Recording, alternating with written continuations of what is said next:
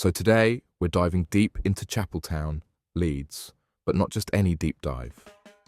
No, this one's all about the Black community there and how music and education kind of intertwine to uplift and empower folks. Oh, fascinating. Tell me more about how music became a catalyst for change. Well, we've got this amazing artwork as our guide.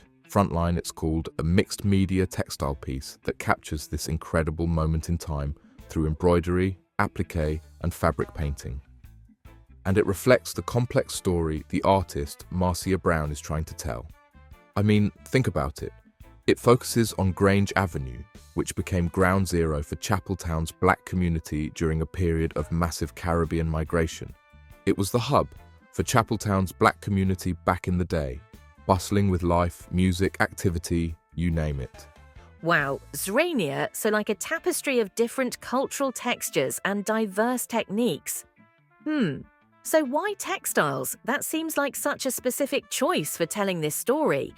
You know, it's brilliant because the different techniques and images mirror how the community wove together various elements to create change. Roots reggae music and the sound systems were at the heart of it. Legendary operators like Count Johnny and Jungle Warrior weren't just playing music, they were essentially the heartbeat of the community. More than just music though, these were cultural phenomena for social justice. They were leaders using music as a platform, alongside other sound systems such as Maverick, Genesis, Sparta, Emperor, Vision and Screaming Target in the 1970s and early 1980s, paving the way for the next generation of sound systems like Jar Movement and Iratian Steppers. That's fascinating, so they weren't just using music for entertainment's sake at venues. Not at all. In fact, community information and organizing in Chapeltown happened through these sound system networks. They'd weave messages about Rastafari, Black liberation, social justice, Black history, and lovers rock right into the music at parties and soundclash dances. Well, that's exactly the kind of grassroots organizing we rarely hear about in history books. And here's where it gets even more interesting. While this musical revolution was happening, Chapeltown's educators were fighting their own battle for change. Gertrude Paul broke through massive barriers to become Leeds' first Black head teacher in 1976, opening doors for countless others. She was breaking barriers, challenging discriminatory policies, fighting for equal opportunities for her students. A true role model. And then there's St. Clair Morris, who brought the sounds of the Caribbean right into the schools, as the first Black steel pan teacher. So you had this two-pronged approach, cultural expression through music and formal education working in parallel? Exactly that. And then you have someone like Lucilda Winter, who basically created the bridge between these worlds. She was a Garveyite, activist and founding member that established the first pre-Black nursery called Studley Grange, and later a youth provision that became a major sound system hub housing the large speaker boxes and equipment and dances. This woman was a visionary. That's such a powerful combination, giving young people both the educational foundation and the cultural connection they needed. She understood early education was key and created spaces for young people to connect, express themselves. And this is what I find so fascinating. The artwork doesn't explicitly mention collaborations, but it's clear both educators and the sound system operators were working towards the same goal, a community where everyone has a voice, a chance.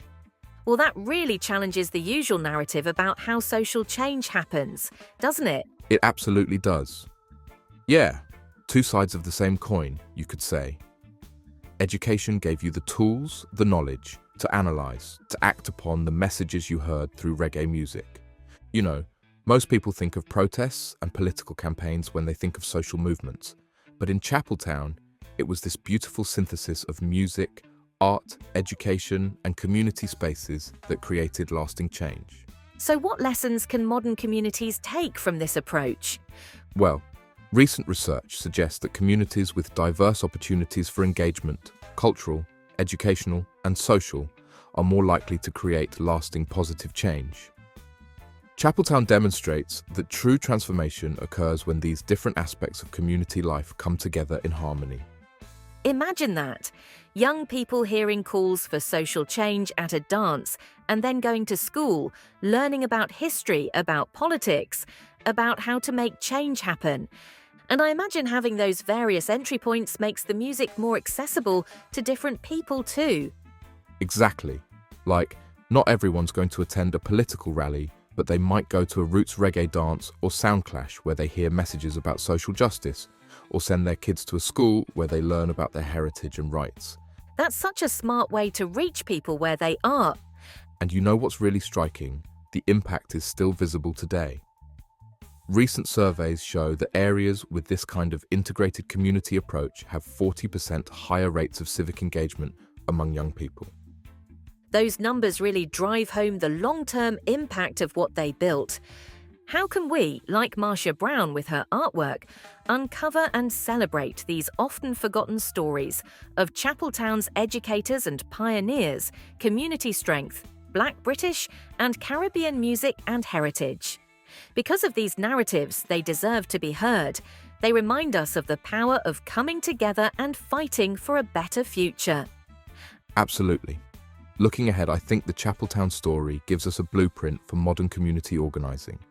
It's about creating multiple touchpoints for music, education, art and culture as a vehicle for change, and understanding that transformation happens through both formal and informal channels. And it all started with some massive speakers on a street corner.